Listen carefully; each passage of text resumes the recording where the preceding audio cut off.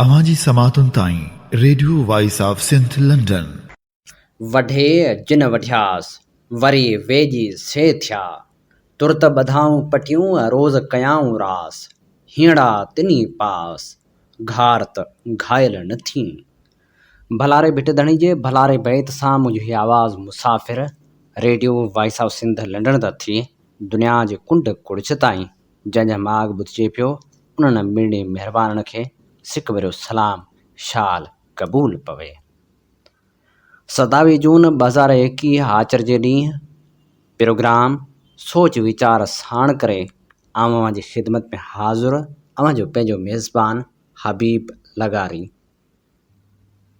Programme जी शुरूआत में अवां लाइ इहा ई दुआ शाल जित हुजो सुख सलामती सां हुजो कॾहिं बि ॾुखियो ॾींहुं न ॾिसो अवां जूं मुर्कूं कॾहिं बि मेरियूं न थियनि पंहिंजनि प्यारनि सां तोड़ निभाईंदा रहो ऐं वतन सां वफ़ा जा वचन पाड़ींदा रहो।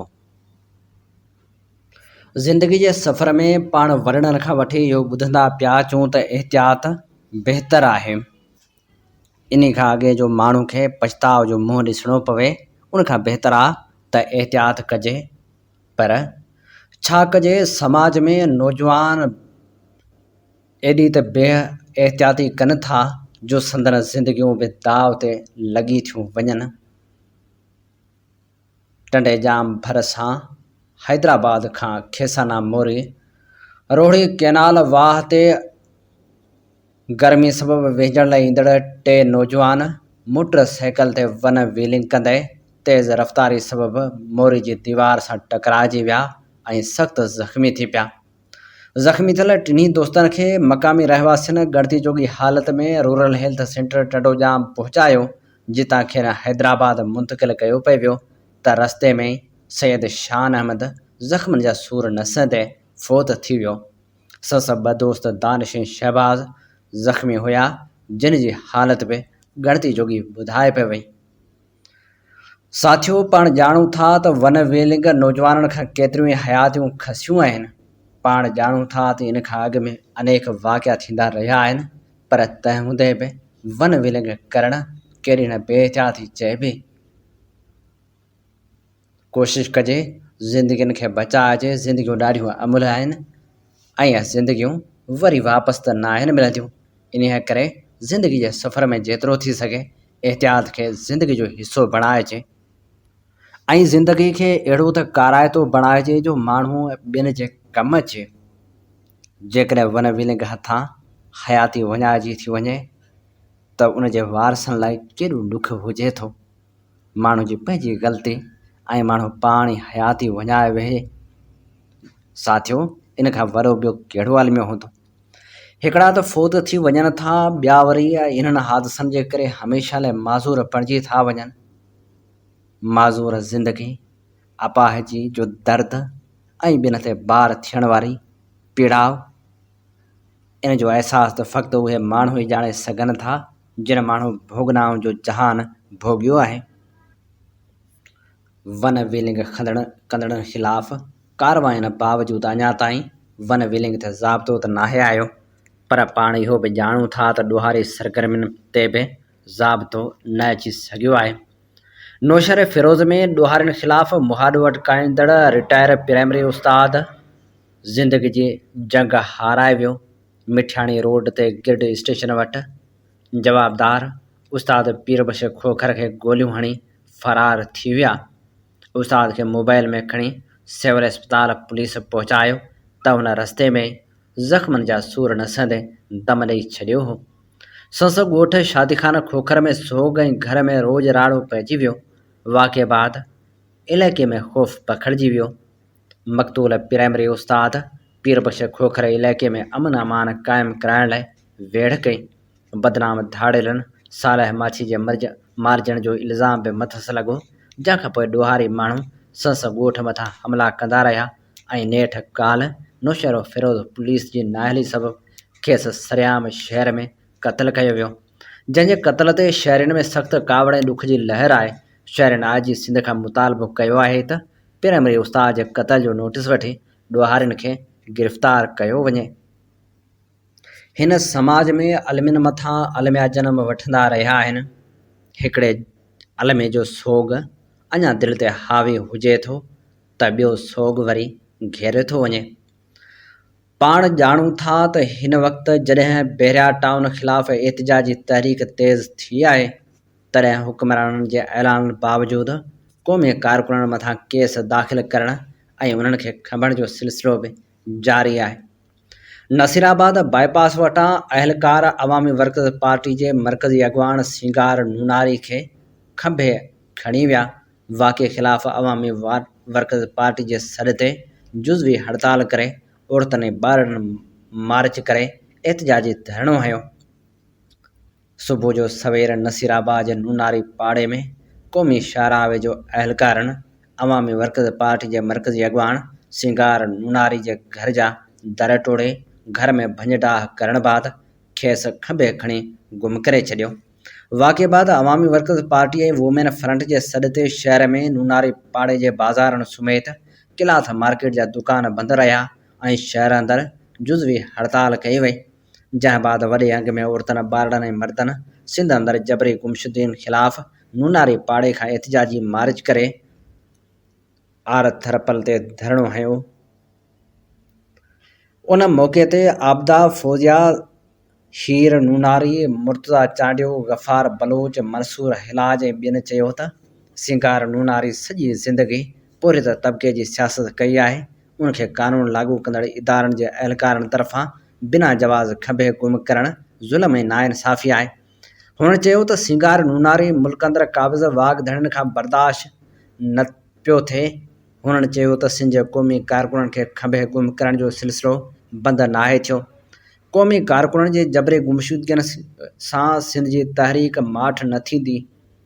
फौरी तौर ते सिंगार नूनारी समेत खंभे गुम कयल क़ौमी कारकुन आज़ादु कया वञनि। ॿिए पासे कंबर सिंध प्रोग्रेसिव कमेटी पारां अवामी वर्कर्स पार्टी जे अॻवान सिंगार नूनारी जी जबरी गुमशुदगी ख़िलाफ़ एतिजाजी मुज़ाहिरो करे प्रेस क्लब आॾो धरणो हंयो वियो। उन मौक़े ते नूर सोलंकी, नवाबुद्दीन चांडियो, नजम गुल, इरफान गोपांग ऐं ॿियनि चयो त सिंध अंदरि हिकु दफ़ो ॿीहर क़ौमी कारकुननि अदीबनि ऐं साफ़ियुनि खे बिला जवाज़ खंभण जो सिलसिलो शुरू करे अवाम खे पंहिंजे हक़नि तां दस्तबरदार करण जहिड़ो मज़मून जोॻो अमल तेज़ कयो वियो आहे, जंहिंजी सख़्तु लफ़्ज़नि में मज़मत कजे थी।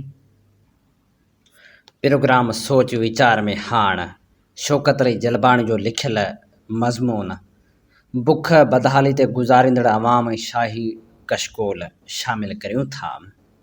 शौकत अली जलबाणी लिखे थो त फलाए अवर तां रोज़ानो ॿ दफ़ा गुज़र थींदो आहे। वापसी अक्सर मंझंदि जो थींदी आहे। कुझु महीननि खां लॻभॻि 12 या 13 सालनि जी उमिरि वारो नीगर छोलनि जो थाल ऊंधो कयो मुंहं ते ॿाहूं ॾेई वेठो हूंदो आहे। शुरू वारनि ॾींहंनि में हिकु ॿ ॾींहं मूं मथसि तरस खाई वसाहिर मदद कई ऐं मथे ते हथ रखी घर वञण लाइ चयोमांसि, पर उहा माजरा महीननि खां रोज़ ॾिसंदो अचां। नेठि वञी साणस कचहरी कयमि। पुछियोमांसि त हीउ पिनण जो अंदाज़ किथां सिखियो आहीं। हुन पहिरीं त मूंसां ॻाल्हाइण खां ई इनकार कयो, पर रोड ते हारियल छोलनि जी क़ीमत ॿीण ते भरे ॾियण ते हुन ॿुधायो त पहिरें ॾींहुं जॾहिं आउं छोला खपाइण लाइ घरां निकितुसि त रोड भरिसां थेड़ खाइण ते थाल ऊंधो थी पियो। अमड़ जी आॾी पुछां ऐं ख़ौफ़ सबबि रोअण लॻसि त उतां ईंदड़ वेंदड़ गाॾियुनि वारा गाॾी बीहारे मूंखे ॾिसी कुझु न कुझु रक़म ॾींदा विया ऐं पहिरें ॾींहुं आउं घर उमेद खां वधि पैसा खणी वियुसि। पंहिंजी अमड़ ऐं बाबा खे अहवालु कयो त उहे ॾाढा ख़ुशि थिया ऐं उन्हनि मूंखे सम्झाए त फिलाए अवर ते विहारियो आहे। रोज़ टाक मंझंदि जो आउं अची छोला रोड ते हारींदो आहियां, कलाक ॿ वेंदो आहियां ऐं हर नओं वाटड़ो तरस खाई मुंहिंजी मदद करे वेंदो आहे। सच पुछो त हीअ असांजे मुआशिरे जी ज़हन जो हलंदड़ फिरंदड़ हिकु मिसाल आहे। मुल्क जो गाॾो बि शायदि मुल्क जा हुक्मरान इन्ही रीति हलाए रहिया आहिनि।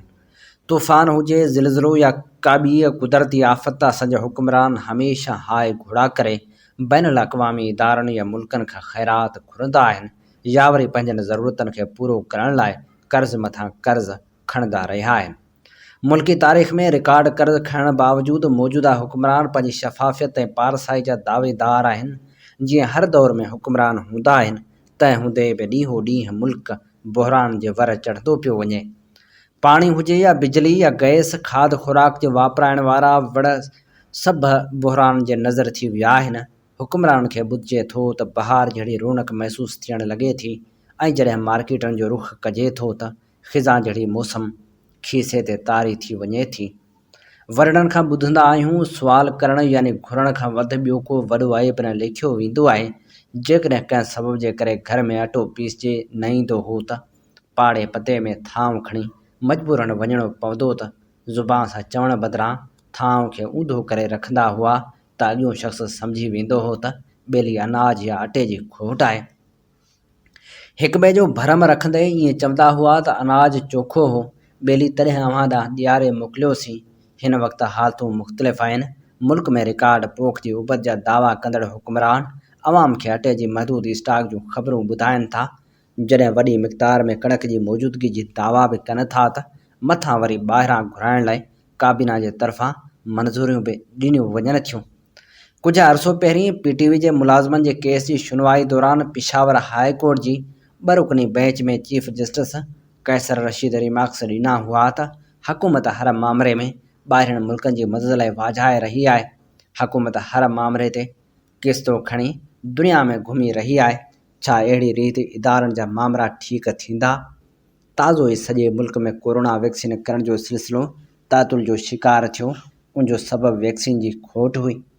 कुझु मर्कज़नि जे अॻियां त बैनर लॻाया विया त हिते अचण जी ज़हमत न कंदा, वैक्सीन फ़िलहाल मौजूदु न आहे।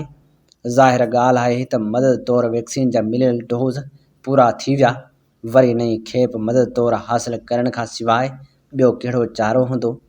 सिंध जे वॾे वज़ीर पंहिंजी पोस्ट बजट प्रेस कॉन्फ्रेंस में चयो त सिंध वफ़ाक़ खां वैक्सीन घुराइण जी इजाज़त घुरी ऐं पुछो तव्हांखे कहिड़ी क़ीमत ते वैक्सीन मिली रही आहे त वफ़ाक़ी हुकूमत सिंध हुकूमत खे ख़रीद करण तोड़े ख़रीदे रक़म ॿुधाइण खां इनकार करे छॾियो।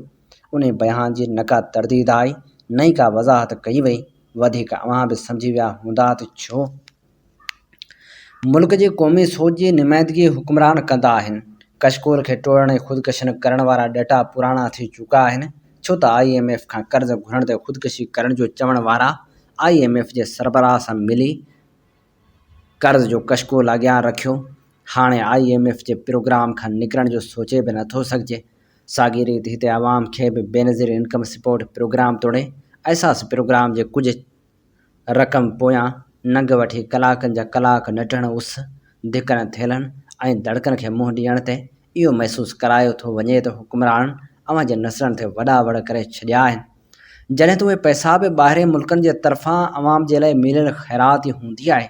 हाणे उनजो जवाबु अव्हां ॾींदा त दुनिया में गुरबत ख़तमु करण लाइ अहिड़ा ऐसन क़दम खयां वेंदा आहिनि। बेरोज़गार अलाउंस खां वठी राशन कार्ड जे वज़ीफ़नि जो तरीक़ेकार मुतारिफ़ थियल आहे। पोइ मुल्क में एतिराज़ु छो? एतिराज़ु मिसकिननि जी माली मदद करण ते हरगिज़ न आहे, पर जहिड़ी तज़रील मां उन्हनि खे हर 6 महीने गुज़रणो पवे थो, छा अहिड़ो तरीक़ेकार दुनिया जे मुल्कनि में बि आहे या सिर्फ़ु वतन अज़ीज़ में?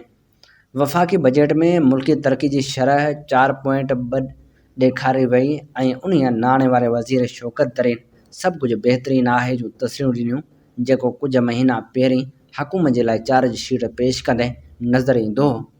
दिलचस्प ॻाल्हि इहा आहे त वफ़ाक़ी नाणे वारो वज़ीर शौकत तरीन बजट दौरान ऐं पोस्ट बजट प्रेस कॉन्फ्रेंस में इक़रार करे चुको हो त वबा जे करे 2 करोड़ माण्हू बेरोज़गार थिया। इहो बहस बि अलॻि आहे त काफ़ी कारोबारी सेक्टरनि जे बंदि हुजण जे बावजूदि उहे ॿीहर पंहिंजा रोज़गार हासिल करण में कीअं कामयाबु विया। अॻु में लिखियो हो त पावर सेक्टर में बिजली जी शार्ट फाल सां गॾोगॾु गैस जी अदम दस्तियाबी जे करे कराची जे सनअतनि ते मनफ़ी असर मुर्तब कया आहिनि ऐं ताज़ो ई बिजली जे बहिरान सां गॾोगॾु सिंध जे लाइ गैस जी अदम दस्तियाबी पिणु सनअतनि जो ॾेवालो कढी छॾींदी। हिकु तरफ़ गैस जी अदम दस्तियाबी, ॿिए तरफ़ गैस जे क़ीमतनि में वाह जे लाइ सोचियो पियो वञे। जनवरी 2021 खां जुलाई ताईं 37% क़ीमतनि में वाध थी चुकी आहे। मुल्की तारीख़ में शायदि ई पहिरियों भेरो हूंदो जो गैस पैदा कंदड़ सूबो ऊन्हारे में गैस जी लोड शेडिंग खे मुंहुं ॾेई रहियो आहे। ख़बर न आहे त हुकूमत अवाम जी तरक़ी खे कहिड़े दूरबीननि सां ॾिसी रही आहे। हिकु तरफ़ 2 करोड़ खां वधीक माण्हू गुरबत जी लकीर खां हेठि अची चुका आहिनि। सानिया नश्तर वधीक लखे माण्हुनि खे एहसास प्रोग्राम में शामिलु करण जे जो ऐलान करे चुकी आहे। जून जे महीने अचण शर्ती महांगाई कर खंयो आहे। अञा त बजट पास नाहे थी। जॾहिं बजट पास कई वेंदी ऐं अणसिधा टैक्स पंहिंजे महलूल जो असरु ॾेखारणु लॻंदा त गुर्ब जी लकीर खां हेठि ज़िंदगी गुज़ारींदड़ माण्हुनि जो अंग अॻिए मालियाती साल ताईं ॿीणो थी वेंदो। मुल्क जा हुक्मरान कहिड़ी बि जमायत सां तालुक रखंदा हुजनि, उन्हनि खे अवाम जे बुनियादी सहूलियतुनि खां वठी खाद खुराक लाइ अवाम जो कशकोल एतिरो त पसंदि अची चुको आहे जो उहे नथा चाहिनि त अवाम जूं बिजली पाणी गैस ऐं रोज़गार जूं सदाऊं बंदि थियनि। जॾहिं हुक्मरान तबिको अवाम जूं उहे सदाऊं ॿुधे थो त उन्हनि खे पंहिंजे इक़्तिदार जी सलामती जी तसली थिए थी।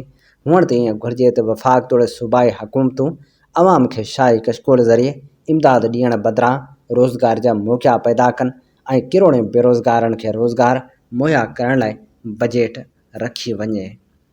हीउ ख़ूबसूरत मज़मून हो शौकत अली जलपाणी जो। ऐं हाणे प्रोग्राम सोच वीचार में शामिल करियूं था ख़ूबसूरत शाइर मुजरम लिगारी जी इनकलाबी शाइरी। मुजरम लिगारी बैत में लिखे थो त सिंधड़ी थी सॾु करे अची न ओॾो, अची तूं अमड़ अॻियां मोड़े वेह गोॾो, जीजल जो लोॾो तोखे विसरी वियो वजूद मां। सिंधड़िया सकरात में अॼु थियूं था छोरा, अड़ियो भोरा उथ त जियारियूं अमड़ खे। सिंधड़ी थी सॾु करे ॿुधीअ नथो ॿोड़ा, घोड़ाड़े घोड़ा हैफ़ तुंहिंजे हाल ते। सूरन अॼु साणा कया सिंधड़ीअ संदा संद, अमड़ अॻियां कंध आत कटायूं कुर्ब मां। सिंधड़ीअ थिय सॾु करे जंहिंखे धारिन कई गोली, पंहिंजनि ई पामाल करे रोहन में रोली। अटकियसि अंग अंगनि में चाक थियसि चोली, सदा सिरजीअ थी हाणे झलियो हीअ झोली, जीजल जी लोली तोखे विसरी वई वजूद मां। पंहिंजे ख़ूबसूरत ग़ज़ल में मुजरम लिगारी लिखे थो, ॾींहं ॾींहं जो हूं त ॿारे छॾियां हा, ॾींहं ॾींहं जो हूं त ॿारे छॾियां हा, सॼण खे सिधो तक ॾियारे छॾियां हा। हुजां हा मिनिस्टर त पब्लिक जे आॾो, कयल वए त पंहिंजा विसारे छॾियां हा। हुजां हा चेयरमैन फरियादियुनि खे, ॾेई दड़का आऊं उथारे छॾियां हा। हुजां हा क्लार्क त ऑफिस अंदरि, न ॾे जेको रिश्वत ॿुहारे छॾियां हा। हुजां हा जे मेंबर त मुजरम जो नालो कलम 110 में ॾियारे छॾियां हा। हुजां हा जे मुर्शिद ख़लीफ़नि सां गॾिजी मुरीदनि जे घर खे ॿुहारे छॾियां हा। तूं छा आहीं चई वॾड़ा, चङा के चार अटकी पिया, त होॾां पंहिंजे मक़सद लाइ ॾिंढा धार अटकी पिया।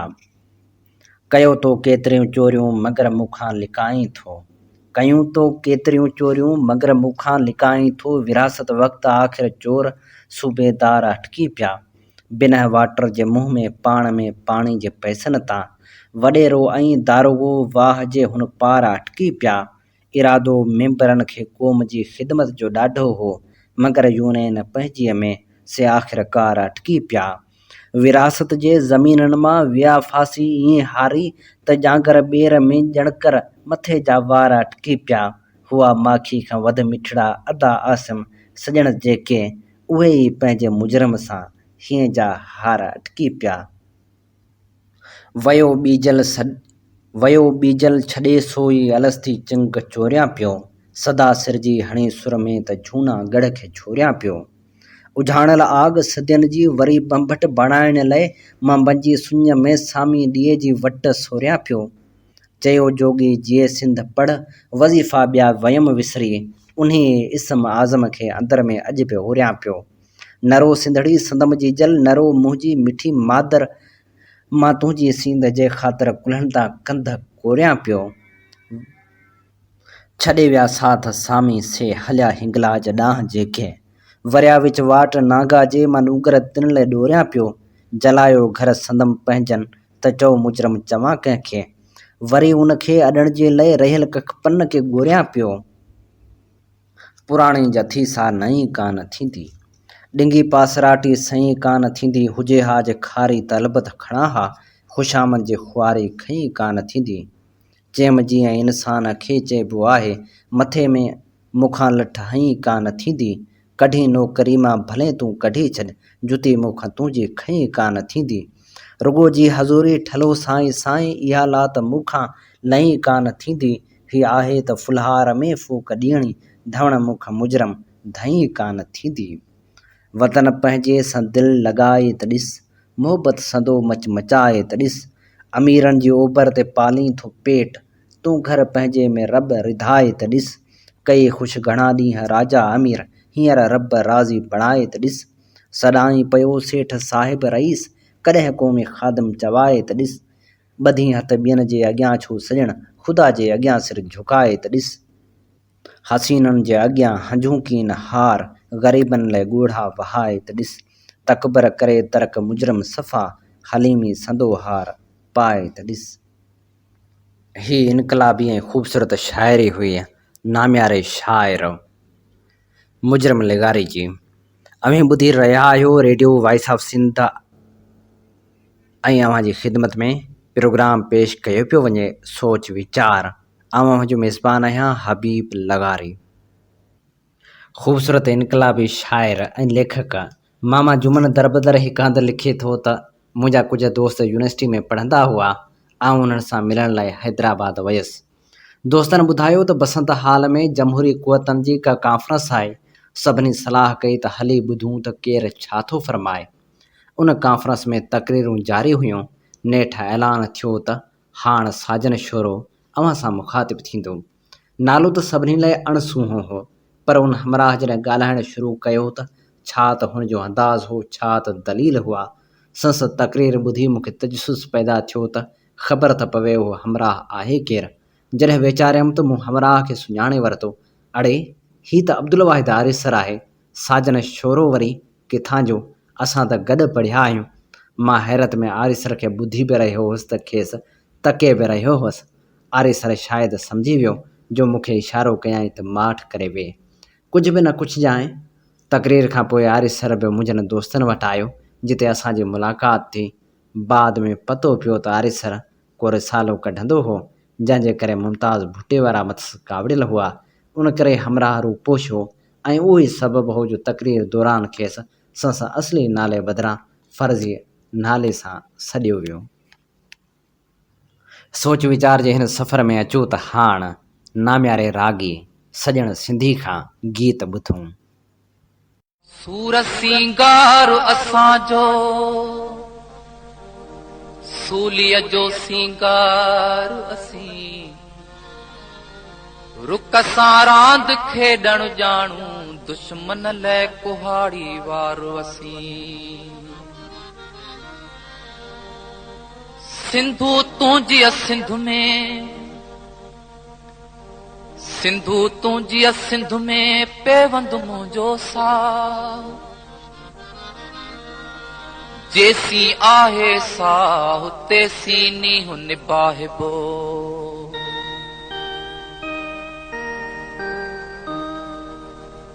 सिंधू पुठिते न हटंदासीं, अम्मा तुंहिंजो कसम आहे। करे कीअं माठि हिते वेहूं, करे कीअं माठि हिते वेहूं। ओ अञा तो ते सितम आहे, सिंधू पुठिते न हटंदासीं, अम्मा तुंहिंजो कसम आहे। करे कीअं माठि हिते वेहूं। ओ अञा तो ते सितम आहे, सिंधू पुठिते न हटंदासीं, अम्मा तुंहिंजो कसम आहे। अल्लाह सिंधू पुठिते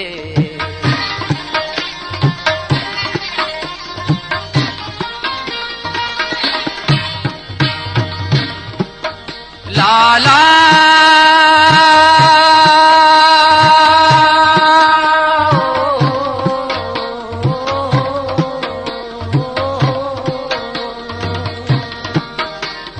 सवे होशू ऐं मूं था विढ़नि पिया तुंहिंजे वेरनि सां।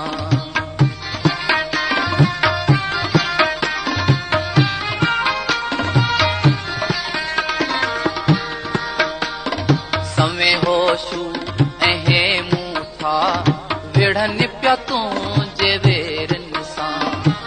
भरी आयो आ दरिया खान, भरी आयो आ दरिया खान। ओ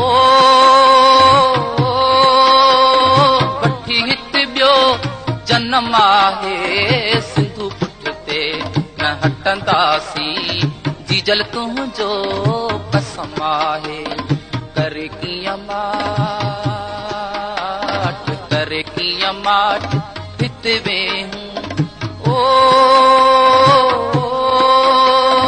अञा तो ते सितम आहे, सिंधु पुठिते न हटंदासीं, अम्मा तुंहिंजो कसम आहे। अल्लाह सिंधु पुठिते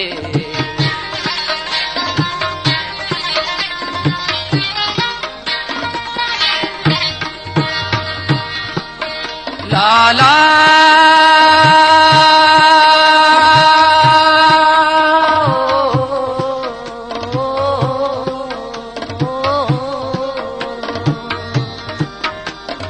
हाणे जन खे रहायो तो, रहाए ऐं निपायो तो।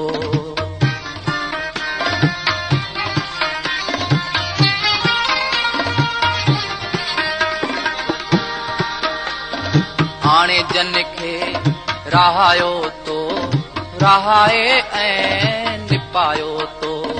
फिरी से ई तकातिल थिया, फिरी से ई तकातिल थिया। ओ न कोई तने रहम आहे, सिंधु पुठिते न हटंदासीं, अम्मा तुंहिंजो कसम आहे।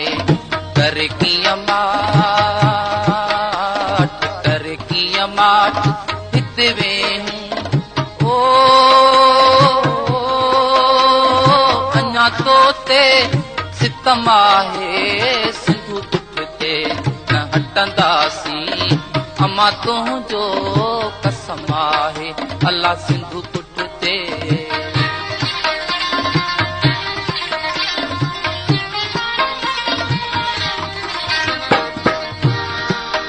लाला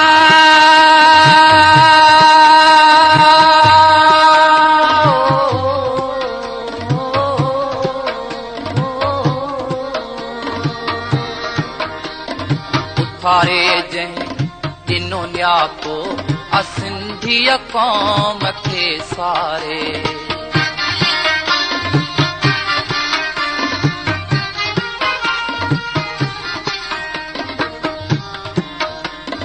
उथारे जंहिं ॾिनो न्यापो सिंधीअ क़ौम खे सारे।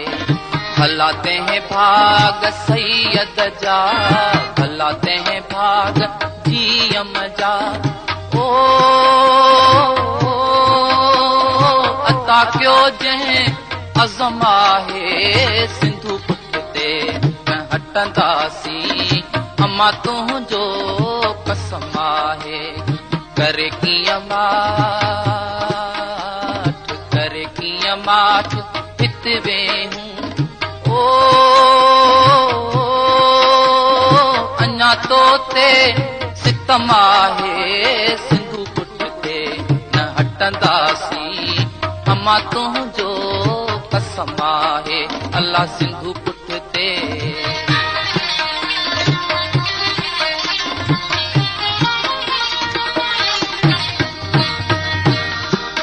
सिंधु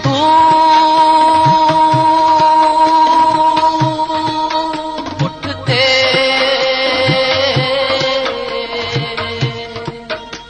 न हटंदासीं, सिंधु तुंहिंजो ओ कसम आहे, सिंधु तुंहिंजो ओ कसम आहे, सिंधु तुंहिंजो ओ कसम आहे, सिंधु तुंहिंजो ओ कसम आहे, सिंधु। हे ख़ूबसूरत आवाज़ हो सजण सिंधी जो। अव्हां जी ख़िदमत में प्रोग्राम पेश कयो पियो वञे सोच वीचार। अव्हां जो मेज़बान आहियां हबीब लगारी। अव्हीं ॿुधी रहिया आहियो दुनिया जो पहिरियों Sindhi web radio, radio voice of Sindh London. Radio voice of Sindh London ऐं voice of Sindh television Sindh तर्जमान वारो किरदारु अदा करे रहिया आहिनि जितां सिंध में थींदड़ हर बेवाजबी ऐं क़ौमी मसइलनि ते आवाज़ु उथारियो वञे थो। इल्मु, अदब, सियासी ऐं समाजी सरगर्मियुनि खे असीं अवले जे बुनियाद ते नशर कंदा आहियूं। पंहिंजे क़ौमी आवाज़ खे घर घर पहुचाइण में पंहिंजो क़ौमी किरदारु अदा करियो। 24 कलाक नशर थींदड़ हिननि क़ौमी इदारनि खे अव्हां जे सहकार ऐं माली सहायता जी ज़रूरत आहे। अचो क़दम वधायो ऐं हिन सफ़र में असां सां हम क़दम बणिजो। रेडियो जी नशरियात तव्हां पंहिंजे मोबाइल फ़ोन ते बि ॿुधी सघो था। हींअर ई प्ले स्टोर में वञी रेडियो वॉइस ऑफ सिंध जी ऐप डाउनलोड करियो। हर वक़्तु ॿुधंदा रहो radio voice of Sindh London. उन सां गॾोगॾु असांजो गुज़िरियल प्रोग्राम जेकॾहिं अव्हीं ॿुधणु चाहियो था त हींअर ई यूट्यूब ते वञी सर्च कयो radio voice of Sindh London. जी हा, radio voice of Sindh London search करे मुख़्तलिफ़ प्रोग्राम ॿुधी सघो था। प्रोग्राम सोच वीचार में हाण वर्क वरायूं था। नामियारे लेखक ऐं नावल नवीस सिराजुल हक़ मेमण जे किताब पढ़ाॾो सोई सॾ जा पढ़ाॾो सोई सॾ सिंध जी मज़ाहिमत जे लाज़वाल दास्तान ऐं लाज़वाल तारीख़ ते ॿधल उहो नावल आहे जेको जॾहिं बि माण्हू पढ़े थो माण्हू खे उत्साह मिले थो। हिन में अरगुननि जा ज़ुल्म बि ॾेखारियल आहिनि त वरी सिंधी माण्हुनि जी मज़ाहिमत ऐं उन्हनि जी वतन सां मोहबत जो ज़िक्र बि आहे। प्रोग्राम में शामिलु करियूं था पढ़ाॾो सोई सॾ जी 8वीं क़िस्त। संघार जी ज़ाल भागुल चाॾी मां मखण तारींदे हिकु वॾो चाणो ठाहे खणी वटी में रखियो ऐं पाण वरी नेहर सिधी करे मुंधी खे फेराइण वेही रही। दुॾ वलोड़ींदे ख़ुदि हुनजी दिलि बि वलोड़जंदी थिए वई। संघार खे अॼु 2 ॾींहं थियो हो। पाण चई वियो हो त ॾींहं क मोटंदो ऐं मथां ई चोथों सिज चढ़ी आयो हो। धणी मुंहिंजा तूं ख़ैर सां वराइंसि। हुन दिली दिलि में का बास बासींदे चयो। मंदी फेराईंदे हुन जूं आसरवंदा अखियूं हर हर दर ॾांहुं खॼो थिए वयूं। हुनजी दिलि खे विसविसा खाइण लॻा हुआ। मुड़ुस सां पुॼी कान सघंदी हुई न त हूंद खेसि शहर ॾांहुं कॾहिं बि न छॾे हा। हुन कॾहिं बि मुड़ुस सां का होड़ कान कई हुई ऐं होड़ करे हा त संघार बि मञियसि थोरी हा। हू पाण होड़ ते चढ़ंदो हो त पंहिंजे सिर जो ई साॻियो न कंदो हो ऐं शहर में हुनजी होड़ त हमेशह को नओं रंग लाहींदी हुई। बाग़ी जे मुड़ुस अलू पंवर खेसि घणाई भेरा चयो हो त मासी चाचो संघार जॾहिं थो शहर वञे तॾहिं थो अरगुननि ऐं तुरखान सां विढ़े तूं नथी सम्झाएसि। तुरखान त नेठि बि मुल्क जा वाली आहिनि लॾाएसि न त मुंहिंजो नालो लाहे छॾिजांइ। भागल रुॻो हिकिड़ो भेरो ॾिनो डप करे खेसि चयो हो आ सुणी थो अलू पंवर थो चए त तूं तुरखान सां थो खोसी ऐं तुरखान मुर्गो असांखे लॾाईंदा। संघार जो जवाबु ॿुधी हुनजा त ताक लॻी विया हुआ। तुरखान लॾाईंदा मुंहिंजे आङूठे खे। आउं को अलू पंवर थोरी आहियां जो पीउ खे झलाए जागीर पंहिंजे नाले लिखाए आयो आहे। हू त तुरखान जो नमक वेठो खाए सो हुनखे पंहिंजे लॾाइण जो भउ थो थिए। अलूअ तुंहिंजे मारोड़ जो पुटु आहे त छा थियो सम्झाए छॾींसि त मुंहिंजे घर में अहिड़ियूं काइरता जूं ॻाल्हियूं न करे। हूअं तुरखान लॾाईंदा जो आऊं संदन कड़े ते वेठो आहियां। संघार खे लॾाइण वारो माउ पुटु अञा ॼाओ ई कोन्हे। हूअ वरी नेहर लाहे मखण उघण लॻी। वटी ते नज़र पियसि त मखण जो चाणो ग़ाइबु थी वियो हो। हुन हैरत मां पंहिंजी ॾेराणी ॾांहुं निहारियो जा पधर में सोड़ सिबी रही हुई। हेॾे होॾे निहारंदे हुन चयो आई बुढ़ी ॾिठई रन ॿिली मुंहिंजे अखियुनि अॻियां मखण जो चाणो चट करे वई। ॾेराणीसि मुंहुं मथे करे हुन ॾांहुं निहारियो ऐं कुझु ॾिसी चांहि अधी ॿिली त कान्हे अलबत्ता तुंहिंजे पुठियां हिकु नोर वेठो पंहिंजा चंबा साफ़ करे भायां थिए त मखण उन नोर खंयो आहे। भागुल हैरान थी पोयां निहारियो ऐं पोयां सावल खे वेठल ॾिसी अॼु टहिकड़नि में पियई। घोरी वञाए उहा चट विटार तोखे पारा तो ॾियारींदी। आउं त सचपच नोर खे पिटण वारी हुयसि। अचे हां हीअ ॿियो चाणो बि खाई चढ़ कर। हुन वटी सावल ॾांहुं वधाईंदे चयो। सावल संस निंढे ॾेर जो अकेलो पुटु हो। घर में ॿार बि उहो हिकिड़ो ई हो ऐं पंहिंजो औलाद बि कोन हुअसि। उन करे सावल ई हुन लाइ सभु कुझु हो। माउ खां वधीक घुरंदी हुयसि। सावल संस लाड जे करे तंग बि खेसि ई कंदो हो पर हू सदाईं घोरे पे वेंदी हुअसि। चंचल बि हद दर्जे जो हो। कंहिंखां कोन डिॼंदो हो। सॼो ॾींहुं ॻोठ जे निगरनि सां कंहिं न कंहिं खिचल में लॻो पियो हूंदो हो। जी चोरी जे मखण में जेको मज़ो हो सो हिन में किथे। पर जी तो मखण लाहे छॾियो, अॼु मुंहिंजी मही बि विसरी वई। सदके वञाए हूअ रखी अथई जारी में, वटुआ भरियल अथई, जे बचाई अथई त पाण थो ॼाणी। भागल खिलंदे चयो। घड़ी लाइ हुनखे संघार जी ऊन बि विसरी वई। सावल ठेक ॾींदो जारे ताईं पहुतो ऐं मही जो वटो गिट गिट करे पी वियो। भागल ऐं माणस खेसि प्यार मां ॾिसंदियूं रहियूं। जॾहिं वटो ख़ाली करे हुन जारी ते रखियो, तॾहिं माणस सुई में धाॻो पोईंदे चयो, अबा अॼु किताब खां सवेरे कीअं आयो आहीं? असां आखुंद खे ॻाल्हि अहिड़ी ॿुधाए जो सभिनी खे मोकल ॾिनाऊं। सावल सादगी सां जवाबु ॾिनो, भला असांखे कोन ॿुधाईंदे छा उहा ॻाल्हि? भागल मधी तां उथंदे चयो। सावल खिली ॾिनो। हुनखे अञा ताईं आखुंद जे डप ते खिल पिए आई। हुन सॼी ॻाल्हि करे ॿुधायसि त खताबी में नओं कंधारी मौलवी आयो हो। सभिनी छोकिरनि गॾिजी तुरखानी तुरा वाट ते जीअं गॾु हलण घाट ते ॻाए तुरखानी मौलवी जी आज्ञा कई हुई ऐं आखूंद कंधारी जी कावड़ जे डप खां सभिनी खे मोकल ॾेई छॾी। सावल उहा ॻाल्हि कई त भागल खे वरी संघार यादि पियो। तॾहिं चइबो त इहे ॻाल्हियूं सचूं हुयूं त सॼी सिंध में तुरखाननि ख़िलाफ़ु सिंधियुनि में वरी ताव पैदा थियणु लॻो ऐं वरी का हलचल थियण वारी हुई। हुनजो त हीअं ई हॼी वियो। अॻिएं हलचलनि में हुनजा बि कूंदड़ भाउ ऐं हिकिड़ो भाइटियो क़ुर्बान थी चुका हुआ। अॻिएं बग़ावत धारे ते पिणस बि धकिजी पियो हो ऐं मरी बचियो हो। ए धणी मुंहिंजा, असां सिंधियुनि कहिड़ो ॾोह कयो आहे। मुल्क असांजो, जोइ असांजी, पोरियो असांजो, पोइ बि सिर ॾियण लाइ सिंधी अॻ में ही कहिड़ो अंधेर आहे। मुंहिंजा मालिक तुरखान त पराए माल ते टोपी निराड़ ते रुगो तरारियूं तिखियूं कंदा वतन। अबा तो वरी ॿी का खिचल त कान्हे कई। माणस बि हुनजी ॻाल्हि ॿुधी कंहिं ॻूढ़ी वीचार में पइजी वई हुई। हुनखे सांवल जे खेचलनि मां हमेशह डप थींदो हो। अॻिएं भेरे बि हिकिड़े अरगून खे ज़रे घटि खूह में ॿोड़े मारियो हुआऊं।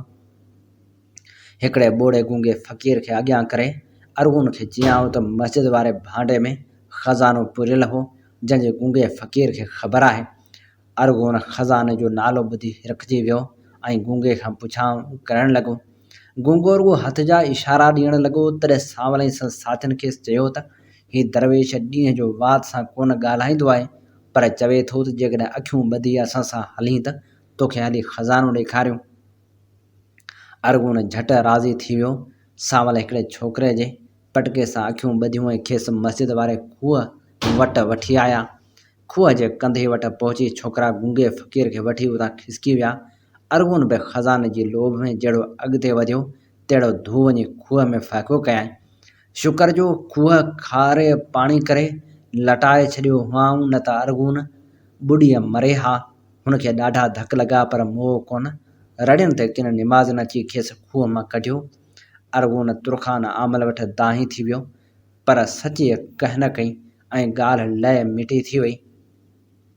नामा अॼु रुगो नामदार ख़ान चरकस जे कबूतरनि जी वॾे पिंजरे में बि ॿिलियूं विझी छॾियूंसीं। सांवल खिलंदे चयो।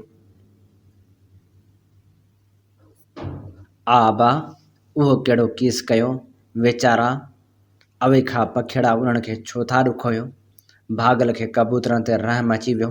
हुन जा ॻाल्हि पूरी मस कई त परे खां घोड़े जे सुम्हण जो आवाज़ु वेझो पवंदो वियो। भागल दिल में दुआ घुरण लॻी त शल उहो संघार हुजे, पर ही चाल संघार जे घोड़े जी कान हुई। जॾहिं आवाज़ु वेझो थियो तॾहिं घोड़े जी हिणकार मां भागल सही कयो त हीअ संस ॾेर सोढल जी कुमीत अची दर ते झली हुई। सोढल जो अचणु हमेशह भागल खे को उॾको ॾेई छॾींदो हो। सोढो ऐं संघार पाण में ठहंदा ई कीन हुआ ऐं भागल हमेशह सोढल जो तरफ़ वठंदी हुई। सोढल जो अचणु सदाईं कंहिं ईंदड़ फितने जो उहिञाण हूंदो हो। हुनजी ॾाई अखि ज़ोर सां फड़कण लॻी ऐं दिल में हूअ वरी बासूं बासण ऐं दुआऊं घुरण लॻी। सोढल ॼाण करे अंदरि हलियो आयो। सांवल जो सोढल खे ॾिठो त डोड़ी संस पुठनि ते चढ़ी वियो। चाचा चाचा। सांवल खे पंहिंजनि समूरनि चाचनि मां सोढल सां दिलि हुई। हुनजे ॾिया, हुनजी हेबत ऐं हुनजे ठाहु शिकल खां सवाइ हुन माण्हू खां सोढल जी पहलवानी सुराए जूं एतिरियूं त ॻाल्हियूं ॿुधियूं हुयूं जो हुन दिल में खेसि पंहिंजो सुरमो बणाए छॾियो हो। सोडल खे बि पंहिंजे भाइटीअ सां ॾाढी मुहबत हुई। हुन में खेसि शायदि पंहिंजी तबियत जी अरडाई नज़र ईंदी हुई। उहा ई बेडपाई, पाण ते भरोसो ऐं सभ खां वधीक संस मोकिरी छाती, कुछादो निरड़ नीरियूं भुरियूं अखियूं ऐं गुथियल जिस्म खेसि ॾाढो वणंदो हो। हू जॾहिं बि ईंदो हो तॾहिं घणो तणो वक़्तु सांवल सां गुज़ारींदो हो। सांवल सां गॾिजी खेतनि में, दरिया जे कप ते या टुकड़नि ते घुमणु हलियो वेंदो हो ऐं हुनखे हुनजी सरज़मीन जी ज़रे ज़रे जी कहाणी ॿुधाईंदो हो। यूनानियुनि खां वठी जाम फ़िरोज़ ताईं सिंध जी समूरी तारीख़ मां सिंधियुनि जी बहादुरी, क़ुर्बानीयुनि ऐं बग़ावत जा किस्सा ॿुधाईंदो हो। सिंधियुनि जी पाण में नाइतफ़ाक़ी, धारनि जे दगाबाज़नि, खून रेज़नि ऐं फुरूट जा वाक़िआ हुनखे ॿुधाईंदो हो। हूअ हुनखे आज़ादी ऐं ग़ुलामी जो फ़र्क़ु ॿुधाईंदो हो। हुन खेसि केतिरा भेरा उहे ॻाल्हियूं ॿुधायूं हुयूं त सुम्हरण खां अॻु जॾहिं धारिया सिंध खे हड़प करे वेठा हुआ तॾहिं 3 साल ॾुकर पवंदो हो। सुम्हरण ऐं समन जे राज में हिकु भेरो बि सिंध ॾुकर न ॾिठो। वरी जॾहिं कंधारी कड़किया ऐं सिंध वरी ग़ुलाम थी त सिंध में हर ॿिए 2 साल ॾुकर पवणु लॻो। माण्हुनि जो रत सत सुकंदो थिए वियो। सिंधियुनि जेके थे उपायो से परमार कंधारी मेड़ींदा थे विया। माण्हू पंहिंजो पोरियो, पंहिंजो अन हूंदे पेट सां पटियूं ॿधण लॻा हुआ। सभ खां वॾी ॻाल्हि त जॾहिं बि सिंध ग़ुलाम रही तॾहिं माण्हुनि खे पंहिंजी ॿोली ॻाल्हाइण ते बि बंदिशूं सहणियूं थिए पियूं। अरब आया त अरबी ॻाल्हाइणी थिए पियनि, कंधारी आया त फ़ारसी जो ग़ुलाम थियणो पियनि। जंहिं क़ौम जी ज़ुबान ते ताला लॻाया वञनि उन क़ौम लाइ सिर ॾियण जो वक़्तु ईंदो आहे। छाकाणि त ज़ुबान ई आहे जो माण्हुनि खे माणपो थी ॾिए ऐं धारियो माण्हू उपरो माणपो ई आहे। जीअं धड़ रेढो सिसी ॿाकरी। सांवल खे अलाए छो इहे ॻाल्हियूं एतिरियूं वणंदियूं हुयूं जो उन्हनि ॾींहंनि में हुन खां हर खेचल विसरी वेंदी हुई। हुन खां मकतब विसरी वेंदो हो, पंहिंजा संगती विसरी वेंदा हुआ ऐं हूअ उहो ई चाहींदो हो त सोढर सां गॾु हू सिंध जे वसंजल वाहिणियुनि जा सैर कंदो रहे। पर अॼु सोढल कंहिं अहिड़े उन वीचार में हो जो भाॼाइनि सां ख़ुशि ख़ैर आफ़ित करण खां पोइ खट ते वेही हूअ केतिरी देरि चुपचाप धरती में निहारींदो रहियो। काफ़ी वक़्तु ईअं वेहण खां पोइ हुन पुछो, भाॼाई संघार किथे आहे? अदा अॼु चोथों सिज चढ़ियो आहे पर अञा न वरियो आहे। चई वियो हो त ॾींहं क मोटंदुसि। भागल पंहिंजे शुकार खे रोकींदे चयो, वियो केॾांहुं? सोढल मुख़्तसर सुवाल कयो। नगर ठठे दास खणाए वियो हो। चयो हाई त मोटंदे 2 खेस ऐं अजरकूं वठणियूं आहिनि। उन हुअं में हुन जीअं दिलि जी समूरी वारदात ओतिजी आई हुई पर भाॼायसि सही करे न सघी। सोढल उथी बीठो ऐं ॿाहिरि वञण लाइ तर ॾांहुं वधियो। भागल जे हीअं में हुड़क पइजी वई। सोढल अॼु पहिरियों भेरो टुकर खां सवाइ वञण लाइ संभरियो हो। हुन विसवसे खे दूरि करण लाइ चयो, अदा मानी त खाई हा। न भाॼाई, मूंखे संघार खे निहारणो आहे ऐं अॻियां पिरबत जहिड़ो पंधु आहे। चङो सांवल, हेल पंहिंजी कचहरी न थी वरी आणींदे धणी खे परतो ऐं हू दरवाज़े खां ॿाहिरि हलियो वियो। ॿिपहरी खां उतर लॻणु शुरू थियो हो ऐं ओचितो ई ओचितो आसमान ते नीरा नीरा ककर बि डोड़ण लॻा जिन जी रोह जीअं पोइ तीअं कारी थींदी वई। हवा में बि तिखाई अची वई ऐं मंगनि में हवा लॻी सुसाट कंदी माण्हुनि जे कननि में पड़ाॾा पैदा कंदी वई। माण्हुनि अजरकनि, लोयनि ऐं शालनि सां पंहिंजा कन ढकण शुरू कया। शहर में जेके मुसाफ़िर हुआ से सवेरे ई पंहिंजे ॻोठनि ॾांहुं वरण लाइ तकड़ा तकड़ा वहट पलाइण लॻा हुआ। शहर जा दुकान दड़ा बि सवेर बंदि थियण लॻा ऐं हट ताड़ थी वई। पर हट ताड़ जो सबबु सीउ कोन हो, माण्हुनि जे दिलनि खे सीउ तप अची वरितो हो। ठठे जो नक आख़ूंद साले जंहिंजी नेकी जो कसम खंयो वेंदो हो अॼु जामा मस्जिद वारे चौंक में फाही ते लटकियल हो। सिंधियुनि जा पुराणा घाव वरी चिकण लॻा हुआ। ज़ालूं ॿारनि खे ॿोथारे घरनि खे कड़ा ॾेई वेही रहियूं ऐं पंहिंजे मुड़सालनि जी सही सलामत अचण लाइ धणी दर ॿाराइण लॻियूं। को सवार तिखो तिखो किथां लंघियो थिए त समय अखियूं दरवाज़नि जे लोंघनि मां उनखे ॾिसण थे लॻियूं। हिन उतर वाह सीअ सां गॾु रत जी बोइ बि पाण सां आंदी हुई। दुकान दड़ा बंदि करे माण्हू पंहिंजनि घरनि बदिरां जामा मस्जिद वारे चौसोल ॾांहुं वञी रहिया हुआ। हुननि पंहिंजे भाउ आख़ूंद सालेह जो आख़िरी दीदार करण थे घुरियो। उहो आख़ूंद सालेह जंहिं वटि सभु छेड़ा नबेरा थींदा हुआ। कंहिं लुच जी सज़ा खां वठी मरण ऐं परणै जो ॻाल्हियूं आखूंद सालनि सां उरींदा हुआ ऐं हू हर कंहिं सां खिलंदो, चर्चा भोग कंदो, जेको फ़ैसिलो कंदो हो सभिनी खे वणंदो हो। लुच खां लुच माण्हू बि आखूंद सालह जी ॾिनल सज़ा खिलंदे भोॻींदो हो। हाणे माण्हू कंहिं वटि छेड़ींदा न बेरा। हुन जे हूंदे त तुरखान जा मुक़ररु कयल काज़ी रुॻो मखियूं वेठा मारींदा हुआ। हुन जे हूंदे शहर में ॾोह घटि थींदो हो।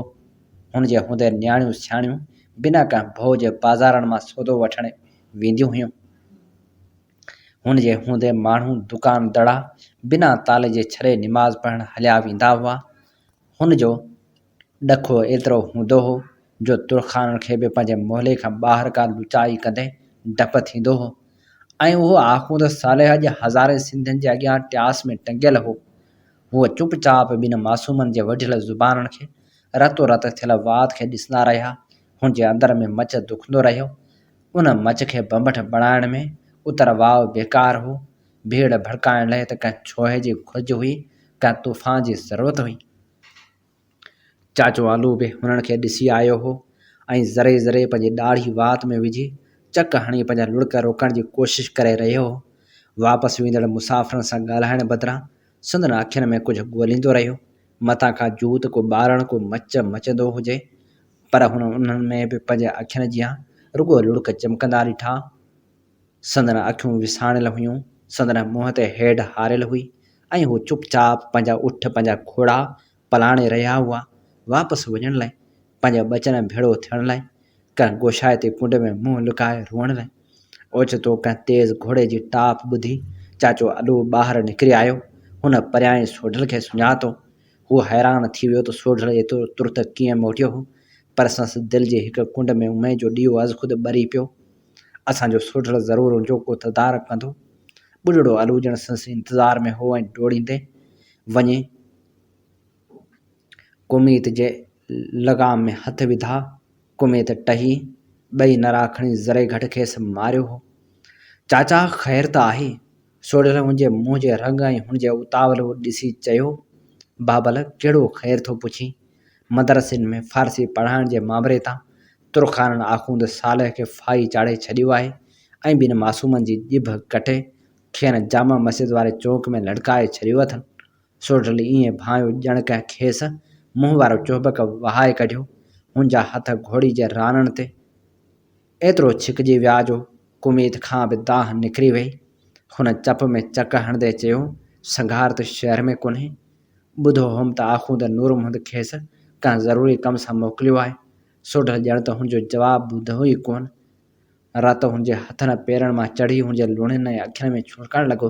रत जे उन छोए हुनजे अखियुनि में कोहिड़ा पैदा करे विधा ऐं लुड़कनि खां बचण लाइ हुन घोड़ीअ जी लगाम खे अहिड़ी सट ॾिनी जो कुमीत जो ज़रे घटि कंध भॻो हो ऐं हू पंहिंजे मालिक जे आसारी सम्झण वारी हुन तंबीह ते हैरान थी वई। पर हुन जेका विख खईं अहिड़ी विख हुन कॾहिं बि न खईं हुई। घणी देरि खां पोइ सोढल परियां ई आखूंद सालह खे ट्यास ते टंगियल ॾिठो। हशाम मान जा संस चौधारी मिड़ियल हुआ। फ़क़्ति हिकिड़ो पासो ख़ाली हो जिते सिपाही पंहिंजा भाला तयारु झलियो बीठा हुआ। सोढल कुमीत खे हल्को इशारो ॾिनो ऐं कुमीत हिकिड़े सिपाही जे घोड़े जे भर मां खिवण वांगुरु लंघी वई। उन वक़्तु सोढल जो कटारो घोड़े सवार जी चेल्ह कपींदो वियो ऐं हू रड़ करे अॻियां झुकी पियो।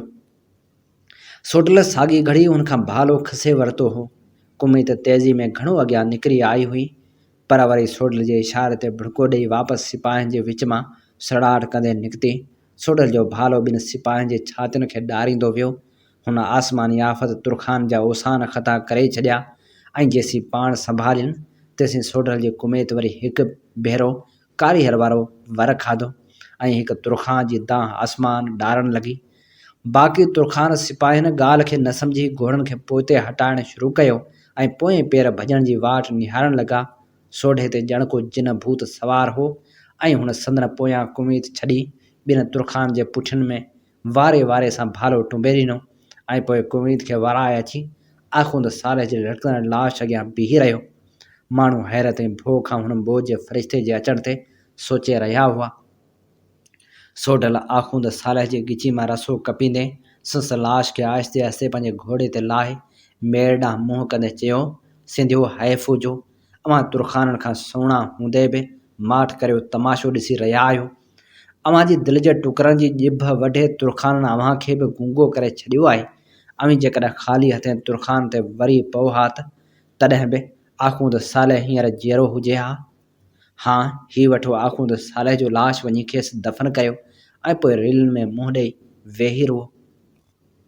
हू लाश खणी माण्हुनि जे मेड़ ॾांहुं मोटी आयो। ॿिनि चइनि ॼणनि वधी लाश खे हेठि लाथो। छुडल वरी घोड़ी वाराए ॿिन्ही छोकिरनि वटि आयो। छोकिरा एतिरो रत छॾण करे बिना ज़रदा थी विया हुआ। उन्हनि मां हिकिड़े जो जिस्म सॼो सिटिजी वियो हो। छुडल सम्झी वियो त नीगर जहान छॾे वियो हो। ॿिए खे बि होश कोन हो। छुडल ॿिनि चइनि खे इशारो करे छोकिरा संदन हवाले कया। ओचितो माण्हुनि जे पोयां ॼण दरिया जो बंदु टुटी पियो। घोड़नि जे टापियुनि जो हिकु समुंड हुन ॾांहुं वधी रहियो हो। रुख मां ई माण्हू सम्झो त घोड़ा उन तरफ़ वधी रहिया हुआ। हुन खे पक थी त भॼी वियल सिपाही अमीर ख़ान खे वठी थे आया, पर ईअं न हो। परियां हुननि किन शागिर्दनि खे डोड़ी ईंदे ॾिठो। सोडल बि उन ईंदड़ तूफ़ान जो इंतज़ारु कंदो रहियो। शागिर्द रड़ियूं कंदा आया। मिर्ज़ा जान बाबा जो लश्कर ठठे में काहे पियो आहे ऐं मिर्ज़ा बाक़ी जे कढाए मिर्ज़ा बाक़ी जो लश्कर छावनियूं छॾे भॼंदो थो वञे। सिंधियो वक़्तु अची वियो आहे। मिर्ज़ा बाक़ी जहिड़े ज़ालिम मां जिंद छॾाइण जो वक़्तु अची वियो। माण्हू ॼण उन ऐलान जे इंतज़ार में हुआ ऐं हज़ारे सिंधियुनि जो हीउ हुजूम तूफ़ान वांगुरु तुरखान जे महलनि ॾांहुं वधणु लॻो। कंहिं का लठ खईं, कंहिं बांठो, किन पंहिंजे कमर बंदनि मां कटारा ऐं खंजर कढिया त के ख़ाली हथे अॻियां वधणु लॻा। थोरी देरि में मिर्ज़ा जान बाबा जो लश्कर बि अची साणु गॾियो ऐं सिंधियुनि नारो हंयो, मिर्ज़ा जान बाबा ज़िंदाबाद, मिर्ज़ा बाक़ी कुतो मुर्दाबाद। मिर्ज़ा जान बाबा लश्कर जे अॻियां हो। उहे नारा ॿुधी हुनजी हिमत ॿीणी थी वई ऐं हुन ज़ोर सां चयो, शाबाश बहादुरो। मिर्ज़ा बाक़ीअ बेग जूं ॿूटियूं करे ठठे जे कुतनि खे ॾियो। अलाहु अकबर वथो ऐं मथनि उकाबनि वांगुरु फहिलिजी वञो। घोड़नि जे हिणकारनि हथियारनि जी छिणके, घोड़नि जे सुंभनि जे आवाज़, पोयां ईंदड़ प्यादे लश्कर जे क़दमनि, माण्हुनि जे नारनि ऐं रणनि ॼण क़यामत जो शोर बर्पा करे विधो। ईअं थे भायो ॼण धरती धुॿी फाटण ते हुई, ॼण समुंड शहर खे पाए रहियो हो, ॼण आसमान टुकड़ा टुकड़ा थी ठठे ते किरण वारो हो। सोढल मुझी बीह रहियो। हुनखे कुझु सम्झ में न थे आयो। सिंधियुनि जी उन बग़ावत खे हू बिल्कुलु सम्झी न सघियो। शींहं जे ख़िलाफ़ बघड़ खे पंहिंजी वाड़ी में आणिजी सिधी मत हुनजे मन खे कान आहिड़ी। हुनजो शर्म खां कंध झुकी वियो। हुनखे पंहिंजी हिन क़ौम जी बेवकूफ़ी ते कावड़ बदिरां लॼ अचणु लॻी। उहे सिंधी जिन खे तुरखाननि खे सिंध मां लोधे कढणो हो, से अॼु उन्हनि तुरखाननि सां ॿाह ॿेली थी बीठा हुआ।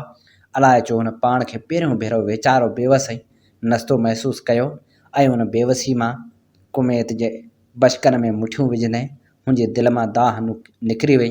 हीअ जंग मुंहिंजी जंग न आहे। हुल हंगामे जो तूफ़ान ही लश्कर ॼण हुनजे दिलि मथां लंघी रहियो हो ऐं हू चपचाप अण ॾिसंदड़ अखियुनि सां हुनखे ॾिसंदो रहियो। जॾहिं हू अकेलो रहिजी वियो तॾहिं हुनखां ज़िंदगी में पहिरियों भेरो थधो शुकारो निकिरी वियो ऐं हुन कुमेत खे अलूअ जे सराउ ॾांहुं मोड़े छॾियो। हीअ अवीं ॿुधी रहिया हुआ नाम्यारे लेखक ऐं नावल नवीस सिराजुल हक़ मेमण जे किताब पढ़ाॾो सोई सॾ जी 8हीं क़िस्त। इन ते ई प्रोग्राम सोच वीचार जो वक़्तु पंहिंजी पुॼाणी ते पहुचे थो। पंहिंजे मेज़बान हबीब लगारी खे ॾींदा इजाज़त। इन साॻी दुआ सां वसे भिट तुंहिंजी भलारा सदा, सदा देस परदेस सारा वसन, कॾहिं सींध सिंधी न मेरी थे, कॾहिं मोड़ कंहिंजा न मुरझाइजनि। सिंध मुंहिंजी अमा सूंह तुंहिंजी मथां छा लिखी, छा लिखां छा लिखी छा लिखां। सिंध मुंहिंजी अमा दुनिया जा सिंधियो हिक मुठ थी सिंध बचायो। सिंध मुंहिंजी अमा सूंह तुंहिंजी मथां छा लिखी छा लिखां। सिंध जो क़ौमी आवाज़ radio voice of Sindh London.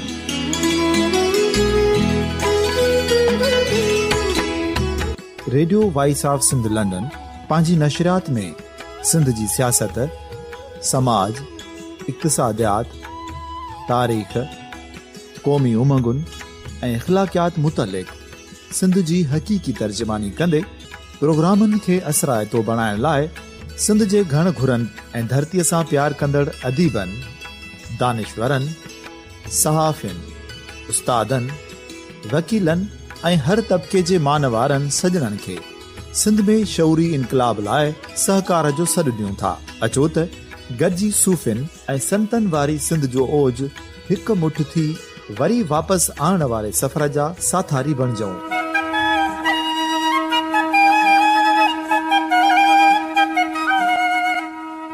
हिकु नए सुबुह जी शुरूआत जो पड़ाॾो घर घर, ॻोठ ॻोठ ऐं शहर शहर ताईं पहुचायो।